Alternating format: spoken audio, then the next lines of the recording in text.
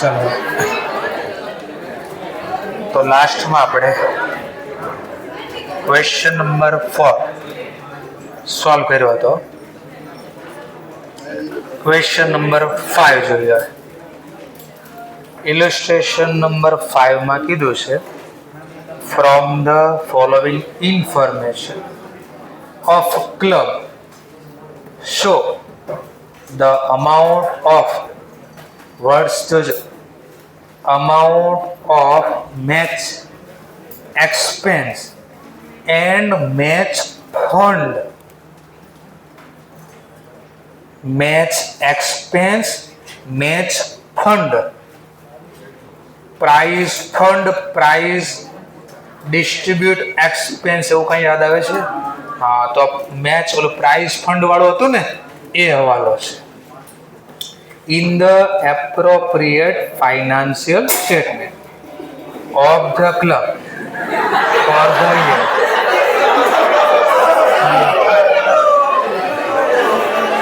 ended on 31st March 2022.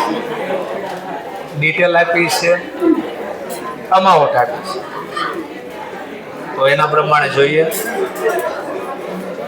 Match expense paid during the year ended 31st March 2022 1,10,000. Match ફંડની balance આપી છે 1/4/2021 30,000 રૂપિયા. Donation paid for match fund કાઉન્સમાં લખ્યું છે receive during the year 55,000. proceed એટલે વેચવાથી from sale of match ticket during the year 20,000 રૂપિયા. હવે આનું તમારે પ્રેઝન્ટેશન આપવાનું છે, તો યાદ કરો મેચ ફંડ પ્રાઇઝ ફંડ આપણે ક્યાં લખ્યું હતું? પ્રાઇઝ ફંડ બેલેન્સ શીટમાં કઈ બાજુ? Liability side. તો આ બેલેન્સ શીટ, આ લાયબિલિટી સાઈડ. ચલો એમાં પહેલું નામ આપણી પાસે છે મેચ ફંડ અને ઓપનિંગ બેલેન્સ. ઓપનિંગ બેલેન્સ નો મતલબ જે જૂની બેલેન્સ આપણને ઓલરેડી આપેલી, તો કીધું છે જો મેચ ફંડ એઝ ઓન 1/4/2021 આપણું વર્ષ પૂરું થાય જો 31 માર્ચ 22, એટલે જૂની બેલેન્સ એટલે ઓપનિંગ બેલેન્સ કહેવાય. તો ઇનર કોલમમાં 30,000, આઉટર કોલમમાં સરવાળો બતાડી દઈશું. પછી મેં કીધું વર્ષ દરમિયાન કાંઈ નવું ફંડ મળે તો લખ્યું છે donation for match fund receive during the year. તો આ વર્ષે નવું ફંડ મળ્યું ડોનેશન રિસીવ ફંડ માટે. ચલો કેટલા રૂપિયા મળ્યા? 55,000 એટલે આટલા હતા, નવા એટલા મળ્યા. પછી આનું રોકાણ ન કર્યું આપણે. આ મેચનું આયોજનમાં પૈસા રોક્યા, બહારનો રોક્યા પૈસા. આ પૈસા ક્યાં રાખ્યા? તો આયોજન, ક્રિકેટનું આયોજન કરવા ગ્રાઉન્ડ રોકવું પડે ને એવું કરવું પડે ને, તો પૈસા ત્યાં રોક્યા. અને એનો ફાયદો શું થાય? આવક થશે. મને શું આવક થાય?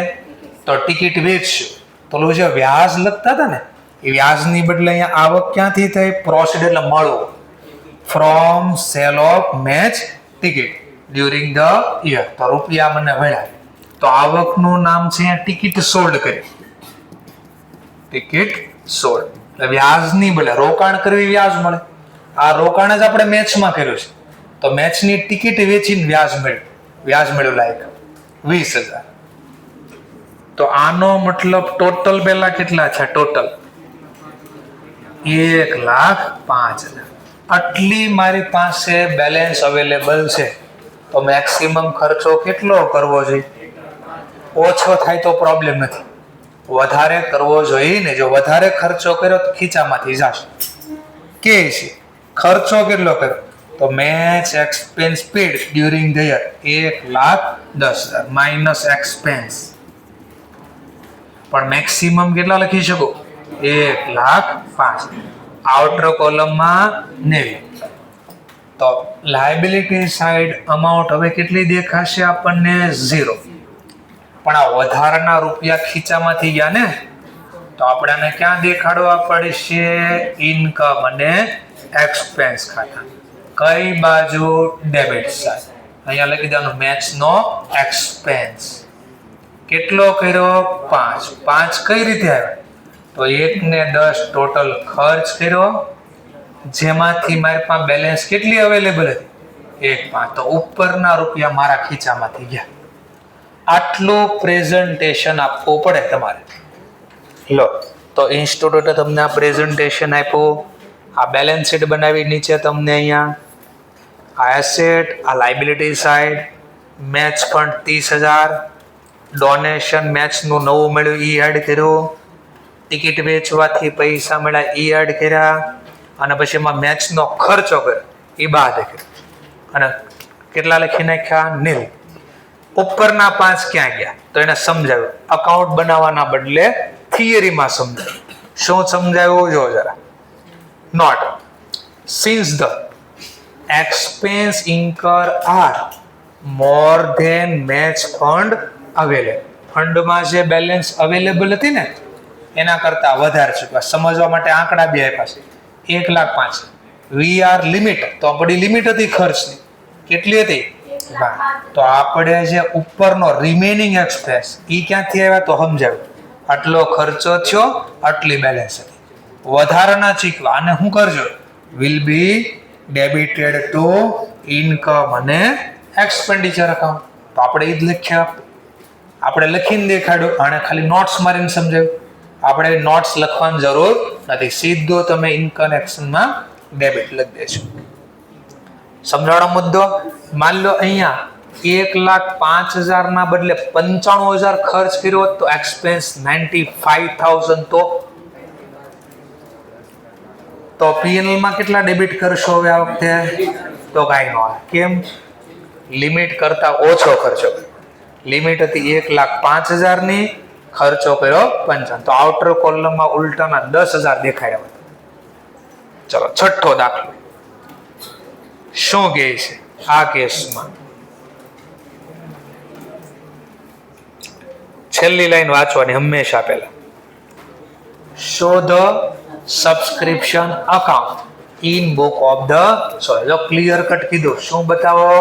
સબસ્ક્રિપ્શન ખાતું બતાવો. તો આ કેસમાં તમે ઓલું વર્ટિકલ ફોર્મમાં નીચે નીચે પ્લસ માઇનસ કરીને લખો તો ન ચાલે. ફરજિયાત આપણે બનાવવું પડે. લો બનાવી દઈએ ફટાફટ.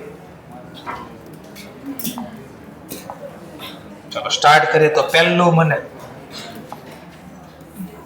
સબસ્ક્રિપ્શન અકાઉન્ટ બનાવવાનું કીધું છે, તો બનાવી દઈએ. Subscription account. રૂપિયા મળે તો એની જર્નલ મનમાં બોલ દેશું cash account debit to sub. તો લખ્યું છે during the year ended March 22 subscription received by Jaipur literary society where ₹4,50,000 રૂપિયા મળ્યા. Cash account debit to subscription. Cash લખો અથવા બેંક લખો. 4,50,000. તો રોકડા મળ્યા તો એ લખી દીધા. ટાઇટલ ને એવું બધું લખવાનું. કોના ચોપડામાં બનાવીએ છીએ? In book of. એ નામ આપ્યું એક્ઝામમાં લખી દેવાનું. ન આપ્યું તો છોડ દો. ચલો પછી કે છે ધીસ સબસ્ક્રિપ્શન ઇન્ક્લુડ.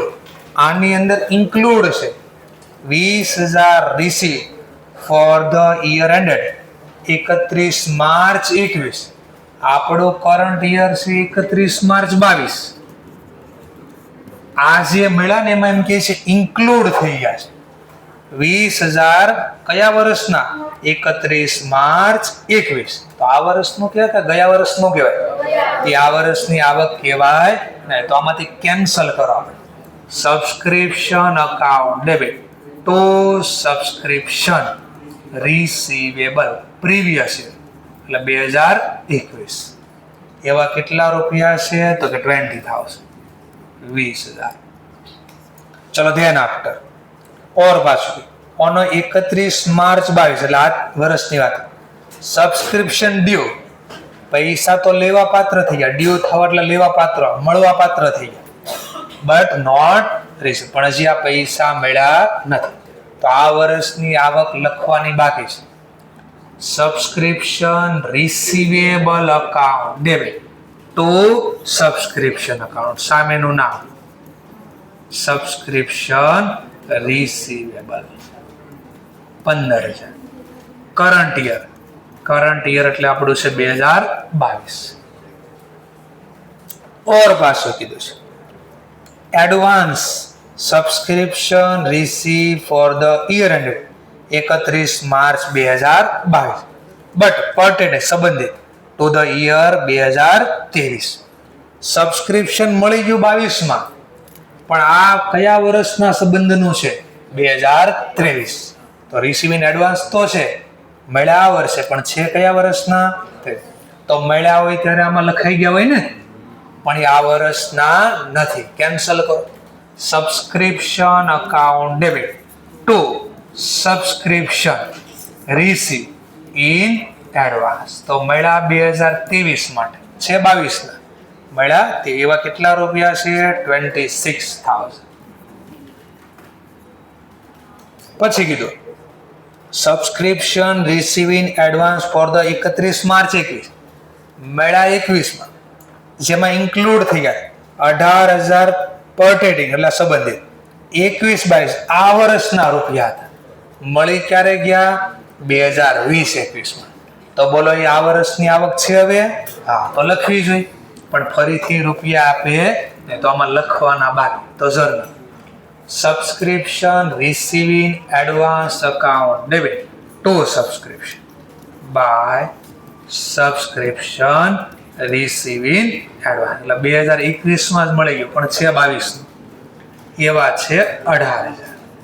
લો દાખલો પૂરો, ટોટલ કરી દેવાનું અને જે વધઘટ થાય અહીંયા લખી દેવાનું. ઇન્કમ અને એક્સપેન્સ અકાઉન્ટ બેલેન્સિંગ ફિગર 4,37,000. આ 4,37 લઈ જવાનું. ટોટલ કરવી 4,83,000. એટલે આટલું લખી દો, એટલે 2 માર્ક 3 માર્ક 4 માર્ક જે આપ્યા છે આવી જશે. લો આન્સર જોઈ લો. લો સબસ્ક્રિપ્શન અકાઉન્ટ, પૈસા મળ્યા એ લખ્યા, ગયા વર્ષનો એડવાન્સ લખ્યું આ વર્ષે, આ વર્ષના મળવાના બાકી લખ્યા, જે આવક નથી કેન્સલ, ગયા વર્ષનો આઉટસ્ટેન્ડિંગ આપણી આવક નથી કેન્સલ થઈ, આ વર્ષે મળી ગયા 23ના એ આવક નથી કેન્સલ, અને બેલેન્સિંગ ફિગરમાં ઇન્કમ લખી નાખી. સમજાણો મુદ્દો? સરસ. પાછું એવું જ આપ્યું, પણ હવે આ વખતે હું કહી જોજો, આટલા ડેટા આવ્યા. હવે શું કહે છે? From the following information calculate કરો amount of subscription outstanding for the year 31 March 2022. 2022માં સબસ્ક્રિપ્શન કેટલો બાકી હોય ગોતી. અકાઉન્ટ બનાવતા આવડે એટલે ઓટોમેટિક આવી જાજો. ચલો જોઈએ. તો મેં તમને કેમ તમારા પ્રમાણે શીખવાડ્યું, 90 સ્ટુડન્ટ મારા મેમ્બર છે, એમ જો અહીંયા ક્વોન્ટિટી આપી તમને. Club has a 350 member, each દરેક લોકો પેઇંગ કરે, અમાઉન્ટ પે કરે છે. Annual subscription 1,050. બોલો 350 મેમ્બરને હું સર્વિસ આપું છું અને બદલામાં પર મેમ્બર પાસેથી કેટલા લઉં છું? તો બોલો મેક્સિમમ આવક હું કેટલી લખી શકું? તો આ બેનો ગુણાકાર. હા, તો એ સબસ્ક્રિપ્શન ખાતામાં ઉધાર બાજુ ઇન્કમ એક્સપેન્સના નામે લખી દેશે 350 ગુણ્યા 1,050. પછી કહેજો રિસિપ્ટ, પૈસા મળ્યા ₹4,10,000. રૂપિયા મળે એની જર્નલ લખી દેશે. Bank account debit to subscription 4,10,000 જમા બાજુ.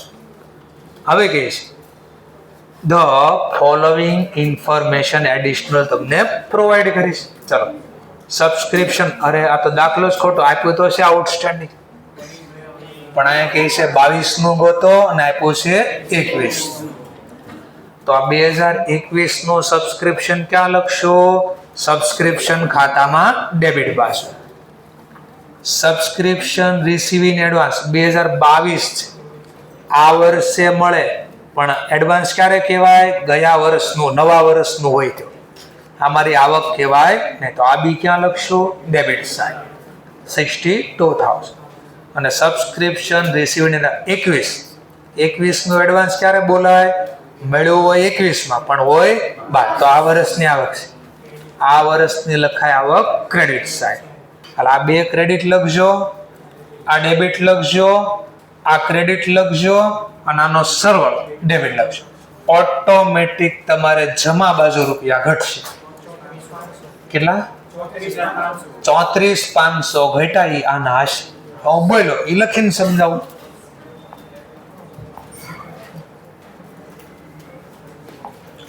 લો સબસ્ક્રિપ્શન ખાતું પાછું બનાવીશ.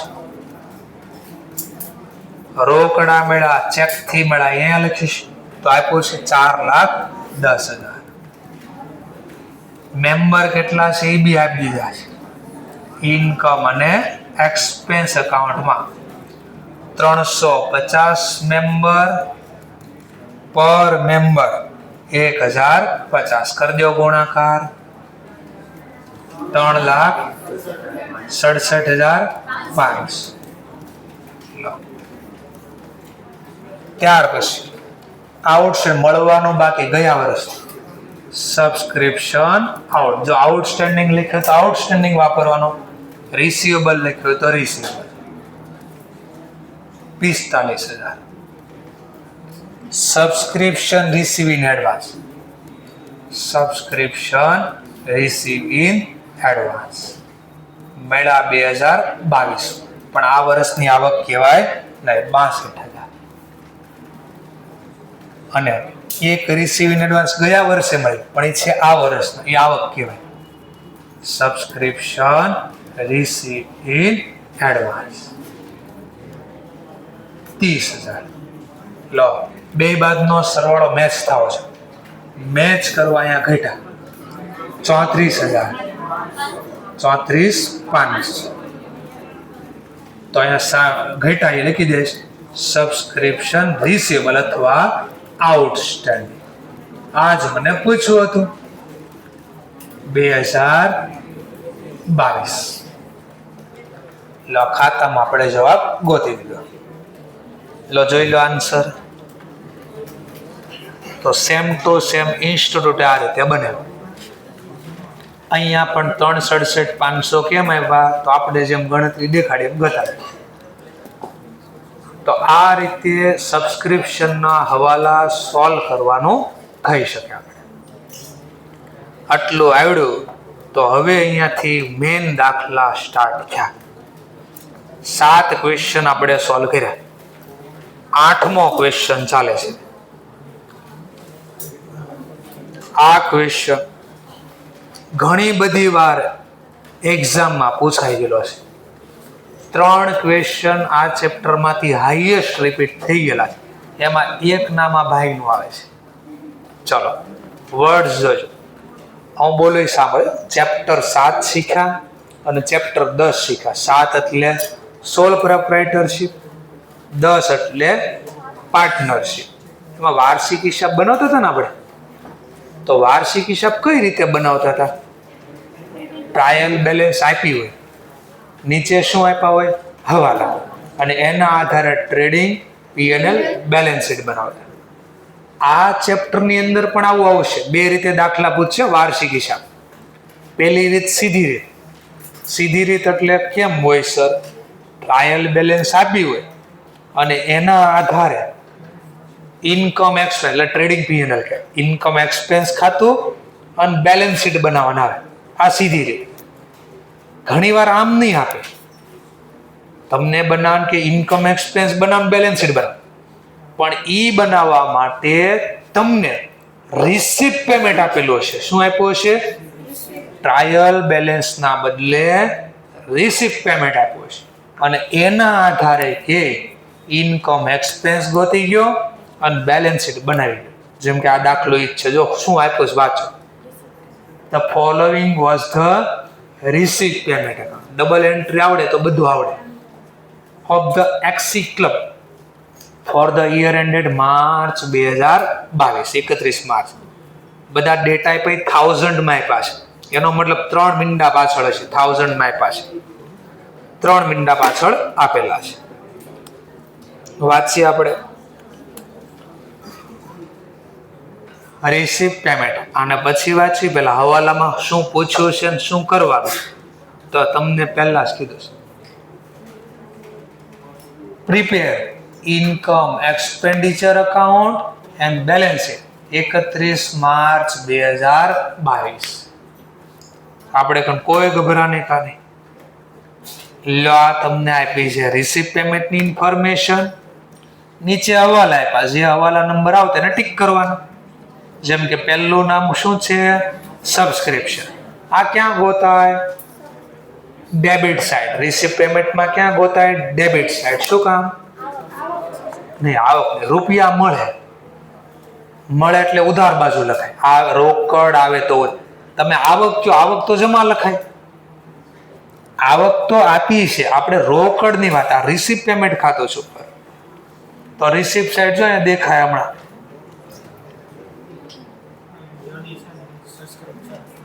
ડોનેશન એન્ડ સબસ્ક્રિપ્શન બેગું નામ આપ્યું. તો આવક જમા હોય પણ રૂપિયા મળે ઉધાર બાજુ દેખાય. એટલે અહીંયા 1 નંબરનો હવાલો લખી દેવાનો. પછી નીચે પાછું આપ્યું છે અમાઉન્ટ ડ્યુ ફોર પ્રિન્ટિંગ. એટલે ડ્યુ ફોર નો મતલબ ચૂકવવાનો. પ્રિન્ટિંગ, પ્રિન્ટિંગના પૈસા ચૂકવવાના મળે ચૂકવ. તો અને પેમેન્ટ સાઈડ ગોતાય કઈ બાજુ? ખર્ચ ખાતે ઉધાર, રોકડ જાય તો જમા. તો જમા બાજુ તમને દેખાય. તો પ્રિન્ટિંગ ના દેખાશે હમણાં. Printing and office expense. તો અને હવાલા નંબર 2 ટીક કરી દો. પછી કીધું એક ચેક અનપ્રેઝન્ટ થયો છે, એટલે જે ચેક બેંકમાં આવ્યો નથી. શેને લખતો છે? રિપેર. રિપેરના પૈસા ચૂકવવાના મળે. હા, તો પેમેન્ટ સાઈડ દેખાય. કઈ સાઈડ દેખાય? Payment side. તો રિપેર ક્યાંય દેખાય? જરા ચેક કર્યું આપણે. હા, એની નીચે છે પ્રિન્ટિંગ ની નીચે છે જો રિપેર. તો ત્યાં બી નંબર ટીક કરી દેવાનો જે હવાલા નંબર આવે છે. પછી આપ્યો છે estimated value of machinery and equipment. જો આ શું હોય? મશીન ને ઇક્વિપમેન્ટ હોય, આપણી એસેટ હોય, લાયબિલિટી હોય, ઇન્કમ હોય, એક્સપેન્સ હોય. મશીન હોય આપણી ઇન્કમ હોય, એક્સપેન્સ હોય, લાયબિલિટી હોય કે એસેટ હોય? એસેટ મે બી વર્ષ દરમિયાન ખરીદી બી ખરા, વેચવી પણ. તો આને બે બાજુ જોઈ લો. ક્યાંય આપ્યું તો નથી ને આવું નામ. મશીન ઇક્વિપમેન્ટ ક્યાંય લખ્યું છે? બે બાજુ ચેક કરો. ખરીદી હોય તો પેમેન્ટ સાઈડ, વેચવું હોય તો રિસીપ્ટ સાઈડ. જરા છે હા જોઈએ સેલ ઓફ ઇક્વિપમેન્ટ. આને હવાલા નંબર ટીક કરાય.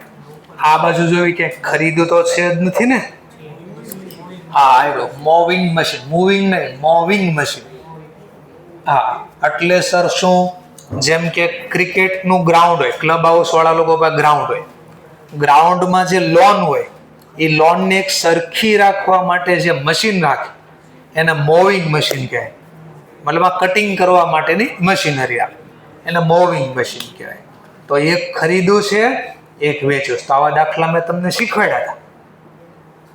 કેદી શીખવાડ્યા હશે સર? તો ડેપ્રિસિએશન ગણવી એમાં શું કરતા? એક ખરીદવું, એક વેચવું નહોતા? પ્રોફિટ હારે, લોસ હારે. એ દાખલો છે આ. ચલો, તો આને બી હવાલા નંબર 2 જગ્યાએ ટીક કરી દેવાય.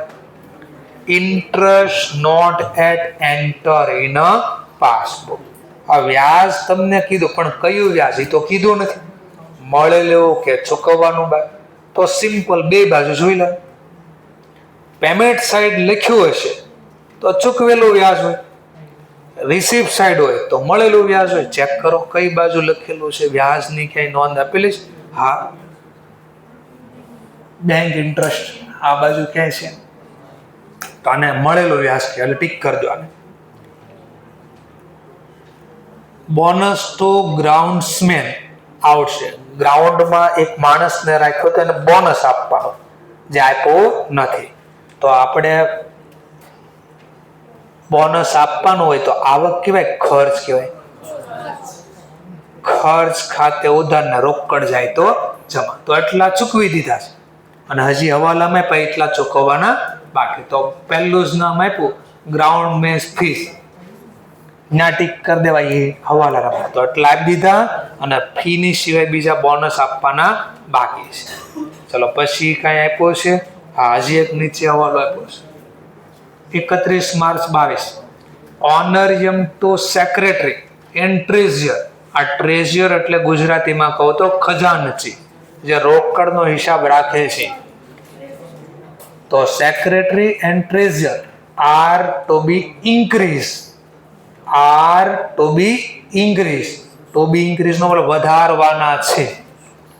કેટલા રૂપિયા વધારવાના? By total 200. તો આ લોકોને કંઈક સેલરી ને એવું આપવાનું હશે. સેલરી ઓનરિયમ કીધું છે, ઓનરિયમ. તો માન સન્માનમાં 200 રૂપિયા વધારે દેવાના છે. તો આ ખર્ચો કેવાય કે આપણે રૂપિયા દેવાના હોય. હા, તો પેમેન્ટ સાઈડ ગોતવાનું. ક્યાંય લખ્યું છે? આ ઓનરિયમ ટુ સેક્રેટરી એન્ડ ટ્રેઝર 2021. હવે મને છે ને આટલું એક છે ને વારે વારે જો ને જરા. ઉપર તો વાંચી લીધું, પેલા વાંચી લીધું નામ પેલા. તો એટલું વાંચી લીધું પેલા, આટલું પેલા વાંચી લો. ઓકે, વચાઈ ગયું. હવે મને આ વારે વારે જરા જો.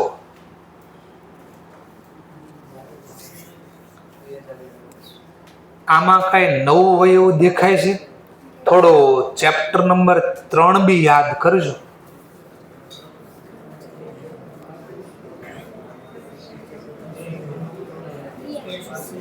આપણે એને યાદ કરો અને પછી આમાં ક્યાંક ગોતો, ક્યાંક જો તો ખબર પડે. આવો એક્ઝામમાં કેવા નહીં આવે કોઈ તો લો કુછ તો ગડબડ હે દયા, કઈ યાદ આવતું હોય. બેલેન્સ શીટમાં કઈ બેલેન્સ લખવાની આવે? કેશ બુક પ્રમાણે કે પાસબુક પ્રમાણે? આવું જ થાય. કેશ બુક એ નો લખાય ને પાસબુક એ નો લખાય. ઓલી કરેક્ટ બેલેન્સ તો ગોતતા લો. એસીબી શું કામ બનાવતા?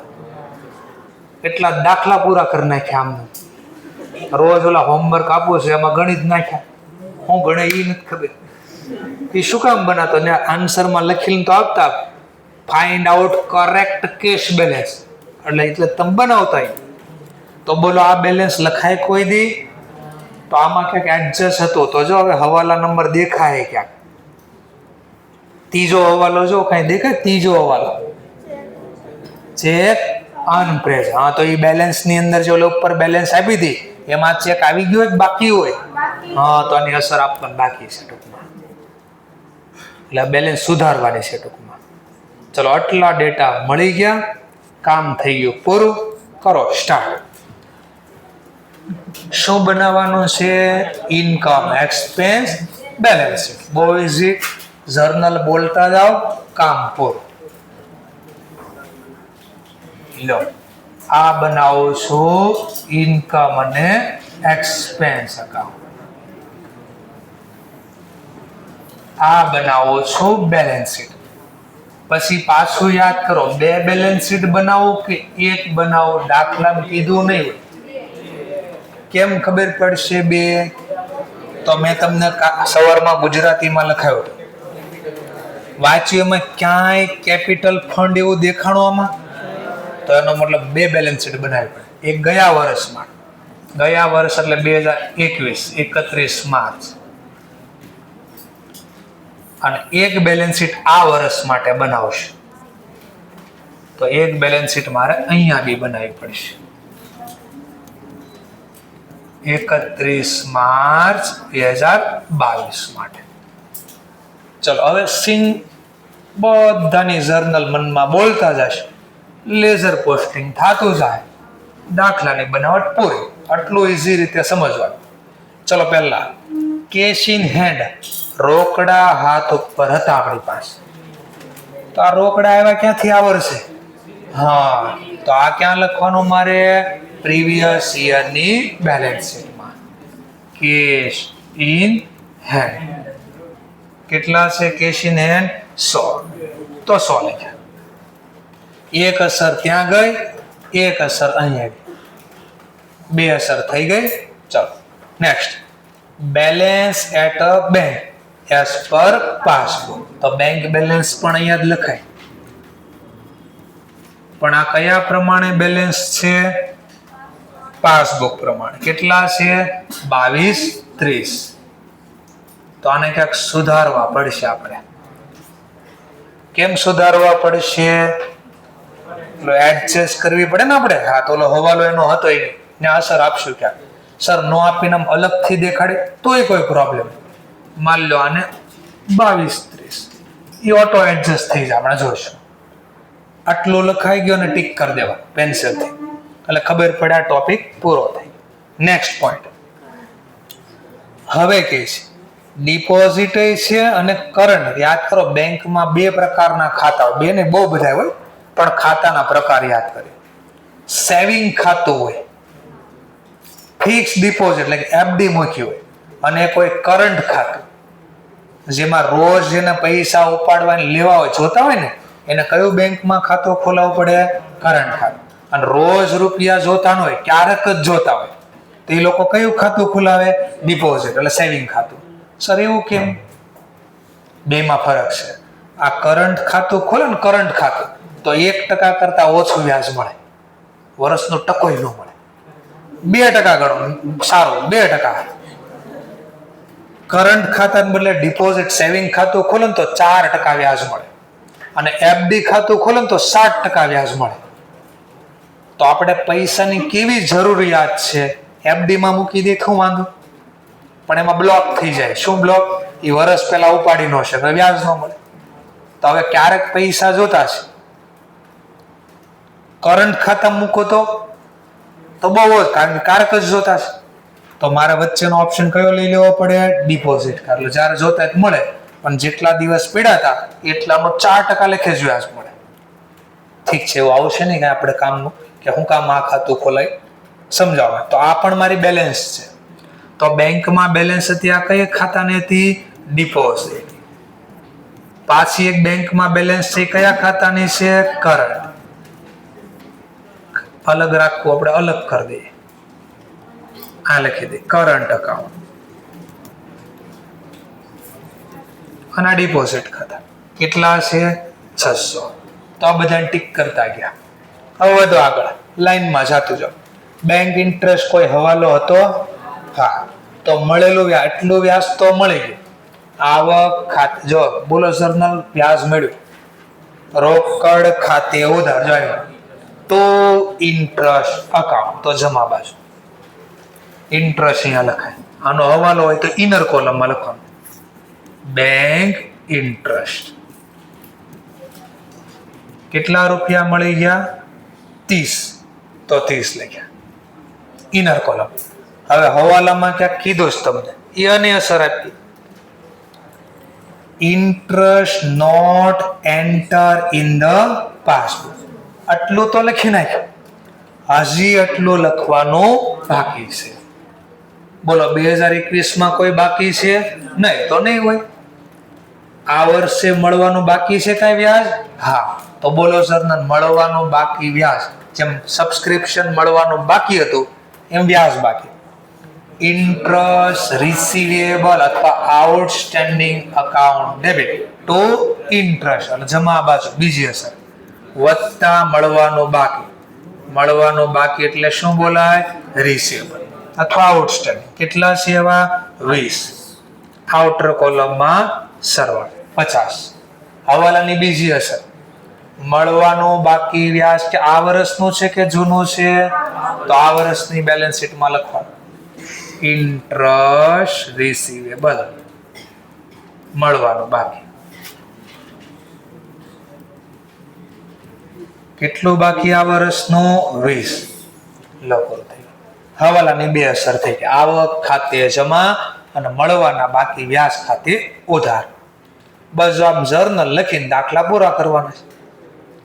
ચલો પાછું પછી ગઈ ડોનેશન અને સબસ્ક્રિપ્શન. આ મારી આવક છે, મળ્યું. ચલો સબસ્ક્રિપ્શન મળ્યું, બોલો journal cache account debit to subscription મારી આવક ખાતે છે.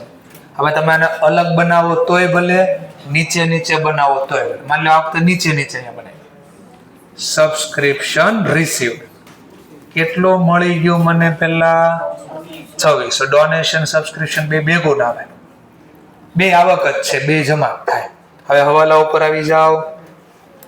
પહેલો જ હવાલો છે સબસ્ક્રિપ્શન ડ્યુ, જો એટલે મળવાનું બાકી. ગયા વર્ષનું છે ને આ વર્ષનું છે. જો તો ગયા વર્ષમાં લખશું, એક અસર અહીંયા આવશે. આ વર્ષની બેલેન્સ શીટમાં લખશું, એક અસર અહીંયા આવશે. ચલો પેલા આની વાત કરો. આ વર્ષનું મળવાનું બાકી હોય ની જર્નલ બોલો ને. આ વર્ષનું મળવાનું બાકી. Subscription receivable account debit to subscription plus થયું રિસીવેબલ આ વર્ષનો 2022 કેટલું બાકી છે 100. અને બીજી અસર આ વર્ષનું મળવાનું ક્યાં લખાય? કરંટ યરની બેલેન્સ સબસ્ક્રિપ્શન રિસીવેબલ.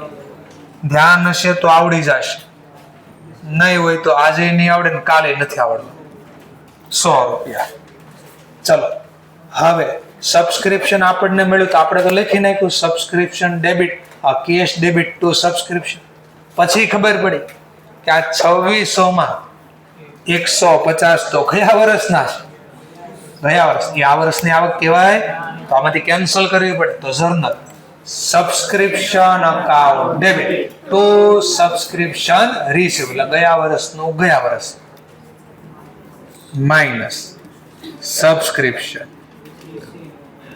રિસીવેબલ 2021 કેટલા રૂપિયા છે? એવા 150. હવે ત્રણેયનો આઉટર કોલમમાં સરવાળો 25-50. બસ આમ બે કોલમ બનાવવાની ગણતરી માટે, ઇનર કોલમ, સરવાળા માટે આઉટર કોલમ. તો અમાઉન્ટને આવી કોલમ બનાવી દે. ચલો બીજી અસર પ્રીવિયસ યરની બેલેન્સ શીટમાં સબસ્ક્રિપ્શન રિસીવેબલ કેટલું હતું? 150. જેટલા બી ટોપિક લખાય છે ને બધાને ટીક કરતા જાઓ એટલે છેલ્લે ખબર પડે શું બાકી રહી ગયું. ચલો પછી કીધું છે રિસીવ ફ્રોમ ટીસ. ચા વેચવાથી મળ્યા તો ચા મફત બની હશે, બનાવવાનો ખર્ચો થયો હશે ને, તો પેમેન્ટ સાઈડ એના પૈસા દેખાતા હશે. કાંઈ આપ્યા છે? હા, કોસ્ટ ઓફ ટીસ. તો આ કેસમાં આપણે નેટ કરી દેવાનું. શું કરી દેવાનું? નેટ ન કરો તો જવાબ તો ઈ જ આવશે. ચલો સમજવા માટે મળ્યા કેટલા? 300. ખર્ચો કેટલો થયો ચાનો? 200. તો આવક વધારે છે, ખર્ચ હા, તો નેટ આપણે જમા બાજુ લખવાનું. તો આ રીતે લખવાનું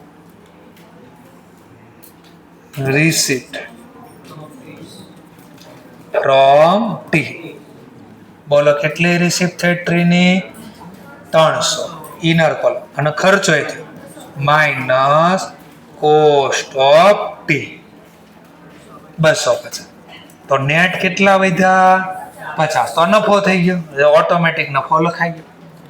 આને બી ટીક કરી દેવાનું, આને બી ટીક કર. અને ભૂલથી માની લો એક્ઝામમાં આ અહીંયા લખાઈ ગયો, આ ખર્ચ બાજુ લખાય તો જવાબ તો આનો આ જ આવશે. એમાં કાંઈ ફરક પડશે?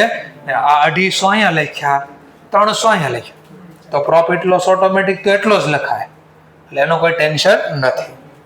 ચલો ત્યાર પછી કન્ટ્રીબ્યુશન એટલે ફાળવા. તમને કેમ ખબર સર મળ્યા? ઉપર લખ્યું રિસીપ્ટ તો રોકડા મળ્યા. શેના મળ્યા? કન્ટ્રીબ્યુશન ટુ ફેર. એટલે હું ફેર એટલે મેળો. તો મેળાનું આયોજન કર્યું હશે આપણે ક્લબમાં, તો એ મેળાના આયોજન માટે મને કોઈ કન્ટ્રીબ્યુટ કર્યા. કેટલા કન્ટ્રીબ્યુટ કર્યા? તો આનો ખર્ચો કર્યો હશે ને મેં ક્યાં? તો જરા ચેક કરો. ક્યાંય ખર્ચો કર્યો છે કન્ટ્રીબ્યુટનો?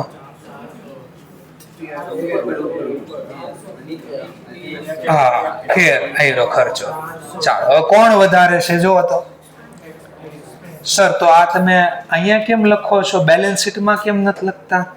એનું કારણ એમ કે બેલેન્સ શીટમાં તમારે ફંડ જોઈ ને, તો આની ફંડની કઈ ડિટેલ છે? જો આપ્યું હોત તો ત્યાં લખાય.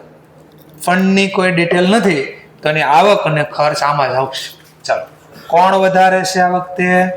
ખર્ચ. તો ખર્ચ બાજુ લખીશ, એક્સપેન્સ બાજુ. આઉટર કોલમ, ઇનર કોલમ ગણતરી માટે. ચલો તો પહેલા લખી દો ફેરનો એક્સપેન્સ કેટલો કર્યો? 400 માઇનસ કન્ટ્રીબ્યુટ કર્યો ફેરને લખતો કેટલો કન્ટ્રીબ્યુટ થયું? 300. તો નેટ ખીચામાંથી કેટલા ગયા? 100. તો આ નુકસાન કહેવાય. તો કન્ટ્રીબ્યુશન ટુ ફેર 100 છે, 100 કરી દે. મારા ઉપરની રકમમાં 300 જોવાઈ ગઈ. 100 તો બાકી રહ્યા 300. ચલો હવાલો હોય તો જોતું જવાના. Cell of equipment. બોલો હવાલો છે? હા. તો હવાલા નંબર ઉપર જઈ તો એ માહિતી પહેલા લખવી પડશે. ચલો એસ્ટિમેટેડ વેલ્યુ ઓફ મશીનરી અને ઇક્વિપમેન્ટ. ચલો આ ક્યાં લખશું? પેલા 800 રૂપિયા આ એક્સપેન્સમાં ડેબિટ સાઈડ. આપણી શું છે? એસેટ. તો ગયા વર્ષની એસેટ ગયા વર્ષની બેલેન્સ શીટમાં. તો આ લખી દઈશ મશીનની બેલેન્સ. ઓપનિંગ થાય ક્યારે? ગયા વર્ષનું ક્લોઝિંગ. કેટલી બેલેન્સ હતી? 800. તો લખ્યા 800. વર્ષના અંતની બેલેન્સ કેટલી છે? 1750. તો વર્ષના અંતની બેલેન્સ ક્યાં આવશે? વર્ષના અંતની બેલેન્સ શીટમાં. મશીન. હા હલો આપો કરે ને ગણતરી કરવી છે. 1750. આટલો ક્લિયર થઈ ગયો પહેલા? ઓકે. હવે ઘસારો ને બધું ક્યાંક હવાલો આપ્યો છે તમને, જરા ચેક કરો. ઘસારો કઈ ગણવાનો રેટ આપ્યો છે? જરા ચેક કરો. નહીં, રેટ તો નથી આપ્યો, પણ આપણે ગોતી શકવી. ઘસારાની રકમ ન આપી તો યાદ છે? બનાવી દો ખાતું. કયું અકાઉન્ટ બનાવી દો? Machine account. Automatic profit loss કે ઘસારો જે કાંઈ હશે મળી જાય. ચલો ઓપનિંગ બેલેન્સ 800. ચલો ક્લોઝિંગ બેલેન્સ 1750. તો અહીંયા લખતો ખબર આ ક્યાં લખાય, આ ક્યાં લખાય તે સમજાય. ચલો હવે ખરીદી આપીશ મને જો, અને વેચાણ બી છે. ખરીદી અહીંયા, વેચાણ. તો પેલા વેચાણના ડેટા. મિલકત વેચવાથી પૈસા રોકડ ખાતે ઉધાર. મશીન ગયું, જાય તો જમા.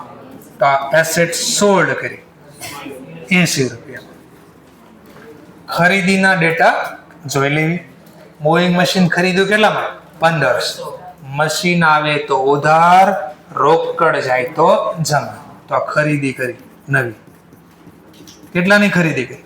1500.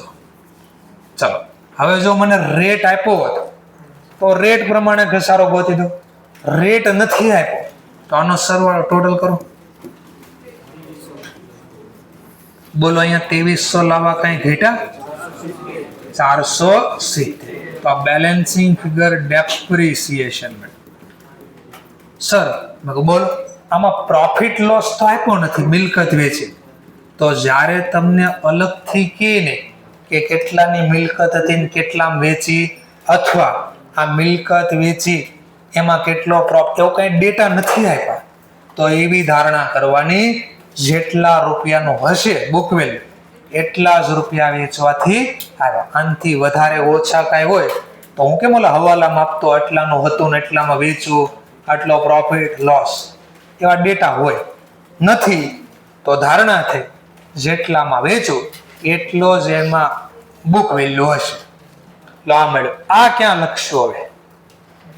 હા ઘસારો કીધો ને તો મનમાં journal depreciation account debit two machine. તો એક અસર અહીંયા હવાલાની બીજી અસર ઇન્કમ એક્સપેન્સ ખાતામાં ડેબિટ. Depreciation on machine. ક્યાંથી જવાબ લાયા? તો વર્કિંગ નોટ 1, 2, 3 જે નંબર હોય યાદ દેવા. કેટલો જવાબ મળ્યો? 470. લો આ 1750 અહીંયા આવી ગયા. બેલેન્સ શીટમાં બેલેન્સ શીટ આ બાજુ આવી ગઈ. બેલેન્સ શીટ અહીંયા આવી ગઈ. Machine account 1750. ગયા વર્ષની બેલેન્સ શીટમાં ગયા વર્ષનું મશીન અને ઘસારો જે લાગ્યો એ આવી ગયો અહીંયા. તો આને બી ટીક કરજો, નીચે બી ટીક કરજો, લખાઈ ગયું. નેટ પ્રોફિટ, કેવો શબ્દ આવ્યો? Net profit. નેટ શબ્દ લાગ્યો, આનો મતલબ એમ છો, આનો ખર્ચો હતો એ બાદ કરીને જ તમને આપી દીધો, આટલા રૂપિયા નેટ મળી ગયા. શેના મળ્યા? તો net proceed of variety entertain. એટલે આપણે મેળાનું આયોજન કર્યું હતું ને, એમાં અલગ અલગ પ્રકારની વેરાયટી વાળા એન્ટરટેનમેન્ટ કરે. ખર્ચો બાદ કરીને કેટલા મળ્યા? 700. રોકડ આવે તો ઉધાર, આવક ખાતે જમા. તો જમા બાજુ લખશે. કીધું એના વેરાયટી એન્ટરટેનમેન્ટ ના મળ્યા 780 આઉટર કોલમ. ચલો ત્યાર પછી donation for forthcoming tournament. આવ્યું ડોનેશન. કેટલા પ્રકારના ડોનેશન? એક જનરલ, એક સ્પેશિયલ. તો પેલા નક્કી કરો જનરલ છે કે સ્પેશિયલ. સ્પેશિયલમાં પાછું બી હતું, રેવન્યુ કે કેપિટલ. તો વિચારો રેવન્યુ છે કે કેપિટલ, લાભ કેટલો મળશે? વર્ડ્સ ઉપરથી ખબર પડશે. જો ફોર્થ કમિંગ, ફોર્થ કમિંગ એટલે આવતા વર્ષે. તો બોલો આનો બેનિફિટ મોર ધેન યર થઈ ગયો ને? હા, તો આ ક્યાં લખાય? બેલેન્સ શીટમાં લાયબિલિટી સાઈડ. તો આ લખવું પડે બેલેન્સ શીટમાં. રોકડ આવે તો ઉધાર અને ડોનેશન ખાતે જમા. ડોનેશન નું નામ છે forthcoming tournament. Donation for tournament. કેટલા રૂપિયા છે આવા? 1000. લો આ બાજુ પૂરું થયું. હવે આ બાજુ આવી ગ્રાઉન્ડ મેન ફીસ. પેમેન્ટ નો મતલબ આ ખર્ચા છે આપણે. ખર્ચ ખાતે ઉધાર, રોકડ જાય તો આ જમા લખાઈ ગયો ઉધાર, હવાલો હોય તો ઇનર કોલમ. તો હવાલો હતો I think ground man fees. કેટલી ગ્રાઉન્ડ મેન ને ફીસ છે? 750. આ ઇનર કોલમ. હવે હવાલો છે ની અસર જોઈએ. ચલો દાખલામાં નીચે ક્યાંક કીધું તો હવાલામાં, હા, bonus to ground man out. જૂનું કોઈ બાકી નથી તો જૂનામ નહીં લખવા. આ વર્ષના કેટલા બાકી? 300 ની journal. Ground man bonus account debit to outstanding bonus. તો વત્તા આઉટસ્ટેન્ડિંગ બોનસ. કેટલા મળવાના ચૂકવવાના બાકી? 300. આઉટર કોલમમાં સરળ 1050. અને બીજી અસર આ વર્ષે ચૂકવવાના બાકી, તો આ વર્ષની લાયબિલિટીઝ. તો આઉટસ્ટેન્ડિંગ બોનસ 300. આ બી લખાઈ ગયો, આને બી ટીક કરી દેવાનું.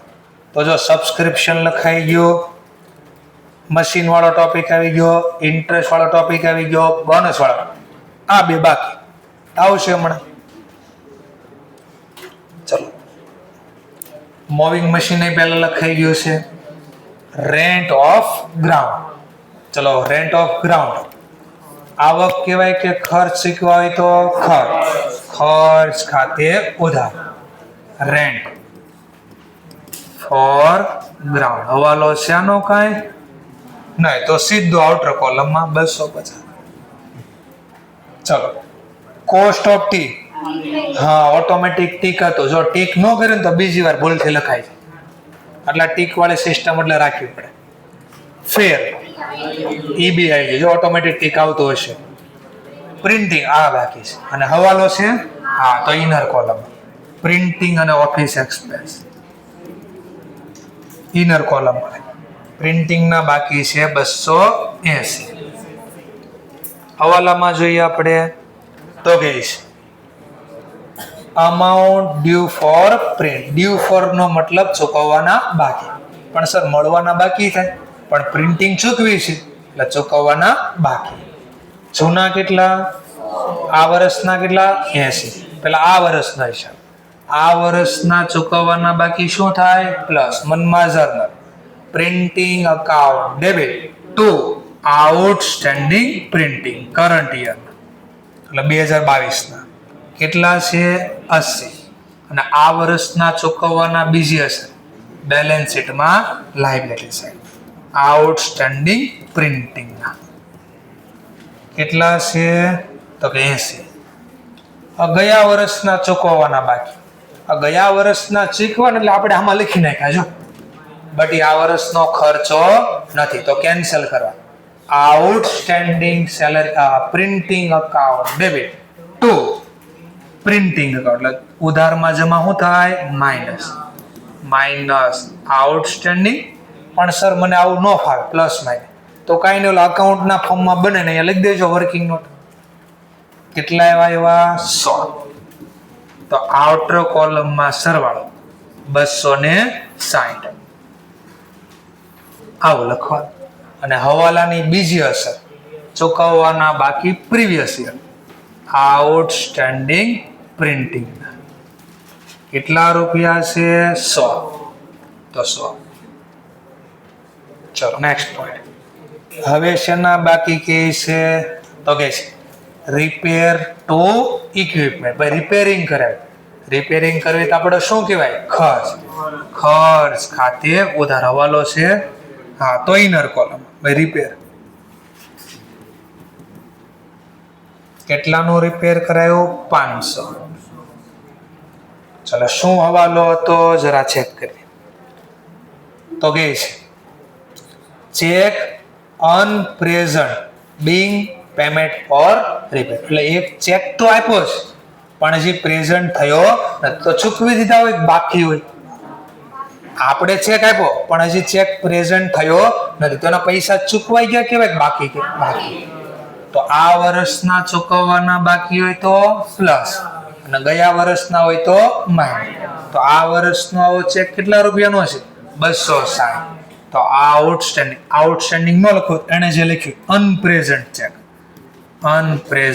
ચેક કરંટ યરનો કેટલો છે 260 અને હવાલાની બીજી હશે એટલે અનપ્રેઝન્ટ ની બદલે એવો સમજો ચૂકવવાના બાકી. હજુ આને હું બે રીતે સમજાવવાનો છું તો જે કોઈ હારે લખતા હોય તે એક બે લાઈન છોડજો એટલે છેકછાક થાય અથવા પેન્સિલથી લખજો. આને છેકછાક થાય. ચૂકવવાનું બાકી આ વર્ષનું ચૂકવવાનું ક્યાં લખાય બેલેન્સ શીટમાં લાયબિલિટી આઉટસ્ટેન્ડિંગ રિપેર અથવા અનપ્રેઝન્ટ જે બોલે. કેટલા છે આ વર્ષના 260. ચલો બીજો પોઈન્ટ. ગયા વર્ષના ચૂકવવાના બાકી કેટલા હતા 300. તો જ્યારે આપણે ચૂકવા એટલે આમાં લખાઈ ગયા બટ આ વર્ષના છે નહીં તો એને કેન્સલ કરો માઇનસ અનપ્રેઝન્ટ ચેક પ્રીવિયસ યરના એવા છે 300 રૂપિયા. આઉટર કોલમમાં સરવાળો 460. હવાલાની બીજે ગયા વર્ષની બેલેન્સ આઉટસ્ટેન્ડિંગ અથવા અનપ્રેઝન્ટ આઉટસ્ટેન્ડિંગ રિપેર કેટલું હતું એવું 300. ચલો આ બી લખાય આને બી ટીક કરી દેવાનું. બોલો એમાં કોઈ ટીક વગેરેનું વધ્યો નહીં એટલે આ બધું પૂરું થઈ. ચલો હવે ઉપર પાછા જોતા જાય કા હવાલા નંબર કા ટીક વગેરેનું દેખાય. ચલો ઓનરિયમ ટુ સેક્રેટરી આપણી આવક કે ખર્ચ તો ખર્ચ ખાતે ઓનરિયમ ટુ સેક્રેટરી. હવાલો હોય તો ઇનર કોલમમાં 400. ચલો હવાલો બી જોઈએ તો કહીશ for the year ended 31 March 22 એટલે આ વર્ષની વાત કરે honorarium to secretary and treasury are to be increased by total of 200 રૂપિયા વધારવાના છે. હશે કેટલા પેલા પણ હવે એને વધારીને કેટલા કરજો 200. તો ચૂકવવાના બાકી વત્તા આઉટસ્ટેન્ડિંગ શેના છે ઓનરિયમના કેટલા? 600.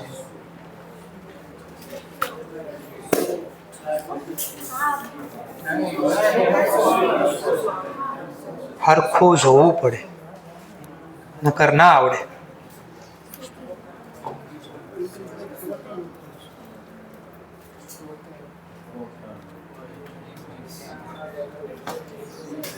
આ 400 ચૂકવાય કયા વર્ષના ચૂકવા? તો 22 ના કેટલા ચૂકવા? ફરીથી આ 400 ચૂકવાય તો કે છે ચોખવટ કરી, 400 ચૂકવાય તો કયા ચૂકવા? તો બોલો 22 ના કેટલા ચૂકવા? 1 રૂપિયા નથી ચૂકવા. તો નથી ચૂકવા તો આઉટસ્ટેન્ડિંગ જ બોલું, હું બોલું? તો આ વર્ષના જૂના 400 રૂપિયા પગાર હશે તો એ હશે વત્તા 200 રૂપિયા ચૂકવવાના બાકી. તો આ વર્ષના કેટલા ચૂકવવાના ટોટલ બાકી કહેવાય? 600. 1 રૂપિયો જ નથી આપ્યો.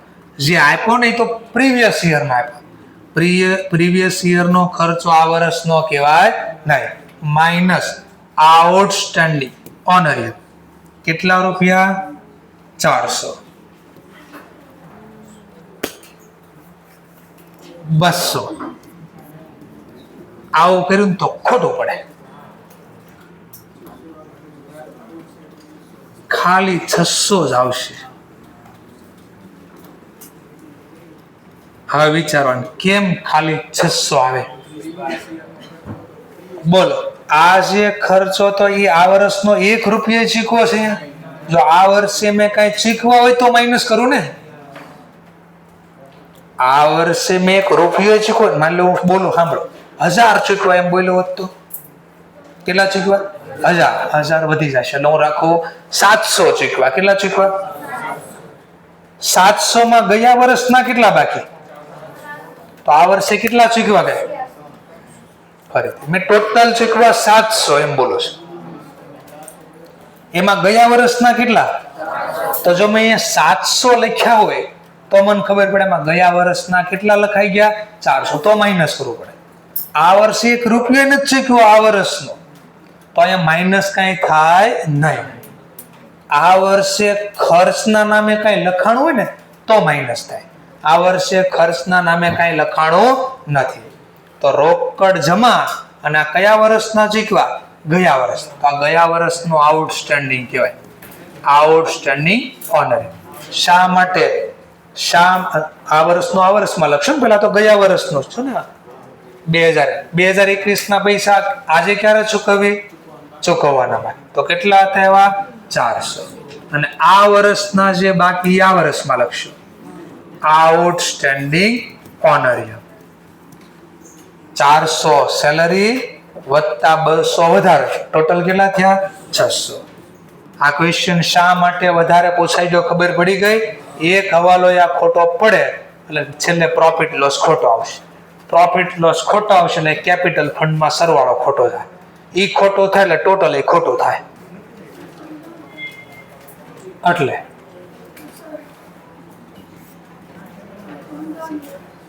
આ 1 રૂપિયો ચીકવા નથી આ વર્ષ. આ ચીકવાય કયા વર્ષના ચીકવા? 2021. તો 2021 ના ચૂકવો એટલે જર્નલ લાવવી પડે. રોકડ જાય તો જમા. આઉટસ્ટેન્ડિંગ ઓનરિયર. આ 400 એ 400 ગયા વર્ષનો હિસાબ છે. આના બદલે જો મેં આમ લખ્યું હોત ઓનરિયમ અકાઉન્ટ ડેબિટ તો હવે માઇનસ કરવું પડે. કેમ? હવે કેમ? કારણ કે હવે મેં શું લખ્યું? ખર્ચ ખાતે હોતા. માની લો તમે લખો ને એમ જ લખો એટલે હમણાં ઓર મજા આવે, દેખાય થોડું. ચલો કેટલા ચૂક્યું પેલા મને કહો ને. ઓનરિયમ કેટલું ચૂક્યું? 4. કયા વર્ષનો છે આ? Minus outstanding previous year. કેટલું? બોલો કેટલા? 0. તો 0 તો લખું જ ક્યાં? તો આ 600 છે ના? તો આ વર્ષના ચૂકવવાના બાકી તો લખ્યું. આખું ફોર્મેટ આપણે આવું હતું કે નહીં? બોલો ખર્ચ ખાતે ઉધાર. કેટલો ખર્ચો ચૂકવો? રિસીપ પેમેન્ટમાં જો કેટલો ખર્ચો ચૂકવો? 400. તો મેં પેલા બધામાં લખ્યું એમ જ લખો. જો આ લખ્યું એમ જ લખો. ખર્ચો ચૂક્યો ઓનરિયમ કેટલો ચૂક્યો 4 વત્તા આ વર્ષના ચૂકવવાના બાકી વત્તા આઉટસ્ટેન્ડિંગ કેટલા 600 200 નહીં 600 200 તો વધારો ન કર્યો ભાવનો honorarium secretary and treasury are to be increase ભાવ વધારો કરવાનો છે તો 400 સેલરી છે ઈ અને 200 બીજા ટોટલ કેટલા થાય 600 આ જે ચૂકવા એમાં ગયા વર્ષના કેટલા છે 400 તો માઇનસ આઉટસ્ટેન્ડિંગ પ્રીવિયસ યર કેટલા 4 તો ઓટોમેટિક 600 જ આવી ગયા જો તો આવું લખાવું તો ગોખ્યું કહેવાય બોલો સમજાયું શા માટે ન લખે એટલે રિયલમાં લખવું જ ન જોઈએ કારણ કે આ જૂનો હિસાબ પૂરો થઈ ગયો લખ્યું કઈ વાંધો નથી આ રીતે તો ગયા વર્ષના ચૂકવવાના ગયા વર્ષમાં આ વર્ષના ચૂકવવાના બાકી આ વર્ષમાં અને ઘરે 2-3 વાર જોશો ને ત્યારે સમજાય ચલો આ બી લખાઈ ગયો આને ટીક હવે મને બેલેન્સ આપીશ ચલો પાછો આને પણ પેન્સિલ થી લખજો નકર ખોટો પડશે એટલે છેકછાક થાય ચલો બેલેન્સ એઝ પર મને આપી ડિપોઝિટ કેટલી પડી છે બેંકમાં તો આ બાજુ આ વર્ષની અંતની બેલેન્સ અહીંયા લખાય બેંક ડિપોઝિટ કેટલા પડ્યા છે 3090 ચલો કરંટ ખાતામાં કેટલા પડ્યા છે કરંટ ખાતામાં બેંકમાં 150 અને કેશ ખાતામાં કેટલા પડ્યા છે કેશ ઇન હેન્ડ એ 200 આ વર્ષના અંતની બેલેન્સ આ વર્ષ મને ગયા વર્ષની બેલેન્સ ગયા વર્ષ એટલે બધું ઠીક થઈ ગયું ઓટોમેટિક કામ પૂરું હવે બોલો એટલું કામ કરો ચલો આ બાજુનો સરવાળો બોલજો મને 3430 ચલો 3430 3430 ચલો હવે આ બાજુ 3430 લાવવા કાંઈ ઘટે છે જરા ચેક કરો 40 ઘટે છે આ 40 ઘટા આને આપણે શું બોલશું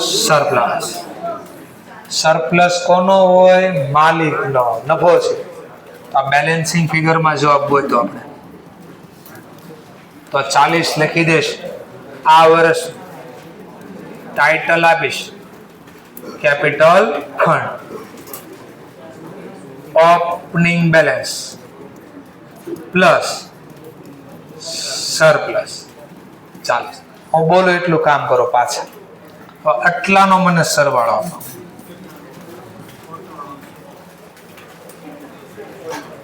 એસેટ સાઈડ નો આ સરવાળો આપો 53 ચોપડીમાં જોઈને બોલશે તો ખોટું પડશે અહીંયાથી કર્યો છે તો જ સાચો જવાબ આવશે હવે હું બોલું એટલું પાછું અહીંયા 53 60 લાવવા આટલા માઇનસ કરી નાખો 31 20 40 તો આના છે 31 20 40 આના તો આના કેટલા હોય 30 અને આ 30 80 અહીંયા હશે જોઈ લો કરો સરવાળો આનો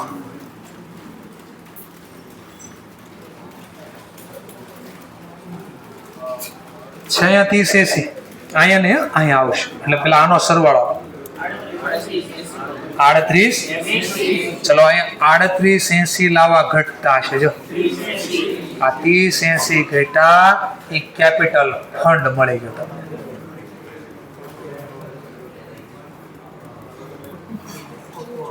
અને આ બેલેન્સ અહીંયા ગઈ અને આનો સરવાળો એટલે અહીંયા ગયો હવે ધ્યાનથી જોશો બરાબર હવે ઇન્સ્ટિટ્યૂટની બુકમાં છે જવાબ આ જ આવ્યો છે પણ ફરક હશે ચલો હવે ફરક શું છે એ પણ જોઈએ આપણે જેમ કે આમાં સરપ્લસ પણ અહીંયા એટલો જ દેખાય બેઠું આપણે લખ્યું એમ જ છે બધું જો આને સીધો લખી દીધું દેખાણું ઓનરિયમ ટુ સેક્રેટરી ટ્રેઝરી કેટલા આપ્યા સીધા 600 આવ્યા મેં તમને કીધું ને 400 લખો ન લખો ફરક નહીં પડે કારણ કે ગયા વર્ષના થઈ આ વર્ષના હતા જ નહીં અને સરપ્લસ મેં કીધું સરપ્લસ નહીં લખે ઘણી વાર લખશે એક્સેસ એટલે વધારે છે, ઇન્કમ કોના કરતા? Over expenditure. તો અહીંયા જે બુક્સ લાવે ને કાઉન્સમાં લખી દો સરપ્લસ લખ્યો છે. ચલો હવે જોજો બરાબર. આ 2022 ની બેલેન્સ છે. બોલો એ સાંભળો. કેશ દેખાય છે, ડિપોઝિટ દેખાય છે, કરંટ ખાતું નથી દેખાતું. આપણે તો કરંટ ખાતું લખ્યું. બીજી બાજુ આ બાજુ તો જરા ચેક કરો.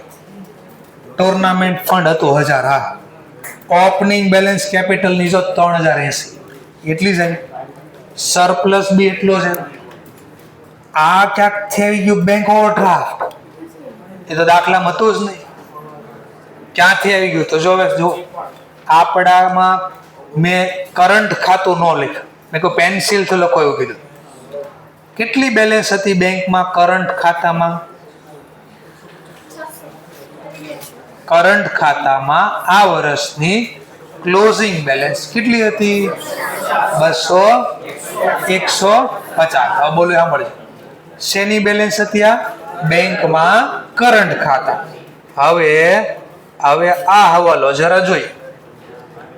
હવે આ હવાલો જરા ચેક શું છે? તો આ ચેક હજી પ્રેઝન્ટ ન થયો હોય તો બેંકમાં એ બેલેન્સ ઘટી હોય કે બાકી હોય? કેટલી બેલેન્સ હતી જરા ચેક કરો. આપણે પેમેન્ટની 260 આ વર્ષ.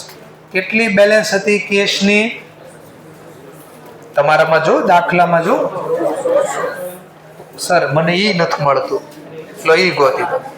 આની વાત કરું છું. રિસીપ પેમેન્ટ ખાતામાં બેંકમાં પાસબુકમાં કરંટ ખાતામાં કેટલી બેલેન્સ હતી? ફેવરેબલ બેલેન્સ છે કે અનફેવરેબલ? ફેવરેબલ બેલેન્સ છે. કઈ બેલેન્સ છે? Balance favourable. પાસબુકમાં ફેવરેબલ બેલેન્સ છે.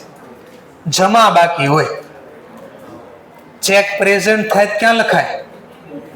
પાસબુકમાં ચેક પ્રેઝન્ટ થાય ક્યાં લખાય?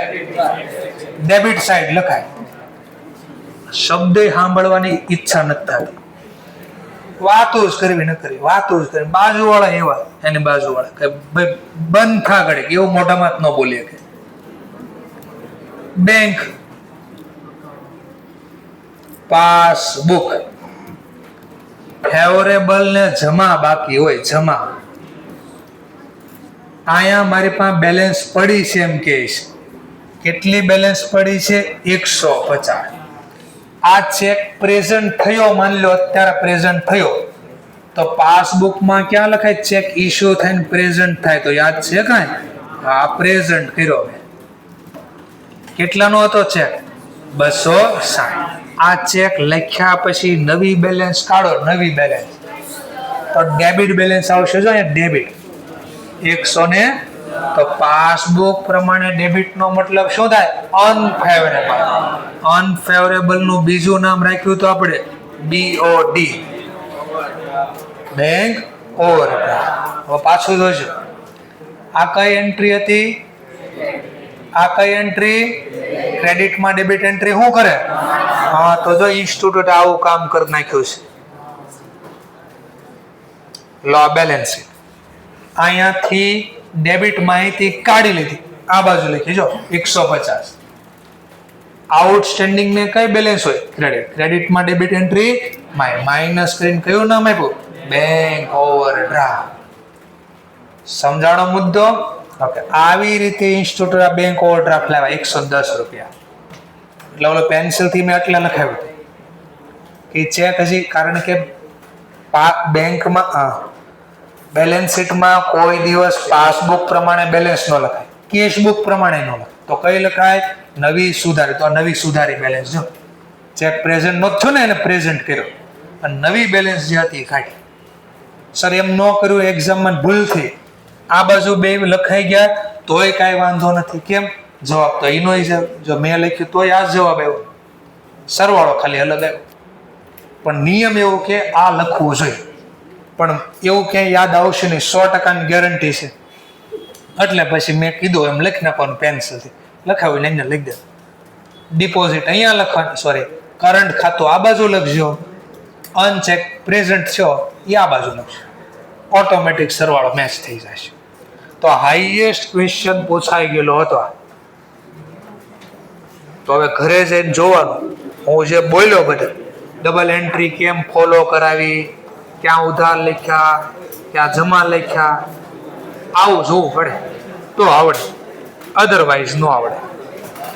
ચલો તો અહીંયા હું સ્ટોપ કરું છું અને ખાલી ક્વેશ્ચન નંબર 9 હોમવર્ક મારે છે. ક્વેશ્ચન નંબર 9 હોમવર્ક મારે છે. કાલે જોઈન લખીને આવશો ને તો કાલ ક્યાંક ખબર પડશે, નકર કોઈ ખબર પડવા નથી. અને આ ચેપ્ટર 20 માર્ક સુધીમાં પૂછાય છે ચેપ્ટર.